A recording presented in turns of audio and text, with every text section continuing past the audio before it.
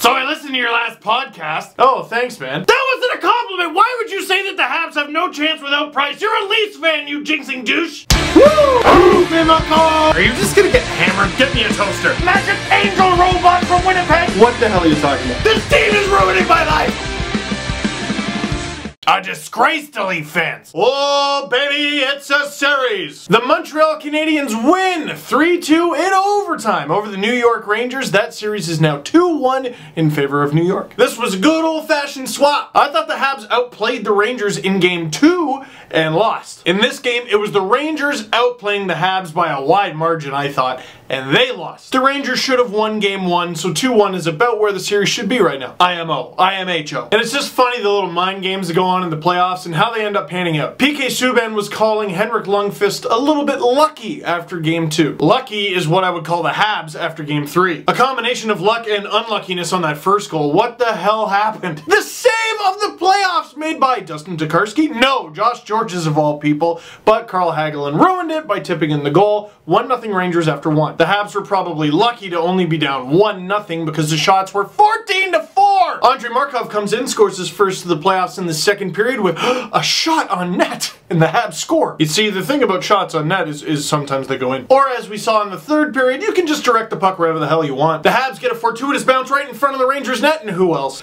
Johnny Briere, who's not on the Sabres anymore, so I can't do a Rick Jeanneret. That was terrible, by the way. If you know Rick Jeanneret, send him my apologies. But this guy, Captain Playoffs. Did I hear correctly that he has the most playoff goals in the NHL since 2010? Are you talking about the guy who struggled to crack a line higher than the fourth? He was so crazy clutch on the Flyers, and even though age is catching up to him a bit, he seems to just have that little extra gear for the playoffs. And with the Habs up with about 3 minutes to go, Dustin Tokarski making saves all over the place, Robin Martin St. Louis heads to the air, oh my goodness, and the puck bounces off Kreider and Emelin and in. Fortuitous bounces everywhere. Now the X Factor. In the playoffs, there's lots of storylines going on. You know, you got the Subban thing, and you got Dale Weiss and Lucic, and you got Tokarski coming in for Carey Price, and there's all these distracting factors with the Habs. Brendan Gallagher mixing it up, Alexei Emelin getting speared in the balls, and Brandon Prost now, and it's easy to lose sight of a pretty obvious storyline. The Habs have a guy who's a recent 3rd overall pick who has missed all but 1 game in these playoffs because of injury. The Habs are such an exciting team, such an interesting team to cover that you kind of go, oh right, Alex Galcheyuk. And no, he's not a superstar yet. And damn fine players don't always have to have the puck. Sometimes they just need to be in the right place to take a puck off the chin and have it go in the net and win a game in overtime. Alex Galcheyuk, overtime hero. Oh baby. Now here's the funny and very hockey thing about all this. You look at the score sheet and you go, wow, the Rangers outshot the Habs 37-25. But the Habs still won. Yeah, that's because they played with heart and grit and determination, grit and chart and grit and... Those are all lovely things, and yeah, the Habs played with those, so did the Rangers. One discussion I've seen on Twitter a lot recently is there's no stat to talk about the randomness in hockey. Well, okay, there's no stat called random. You can't be like, so-and-so leads the league in random. But let's look at the goals in this game. How did Carl Hagelin score? How did Andrei Markov score? How did Danny Briere score? How did Chris Kreider score? How did Alex Galchenyuk score? Are you noticing a theme? Put the puck on the net, which is a very trackable stat. And despite getting outshot by 12 shots, the Habs did win this one. The Habs did win. But generally speaking, if you do that, especially when Henrik Lundqvist is your goalie,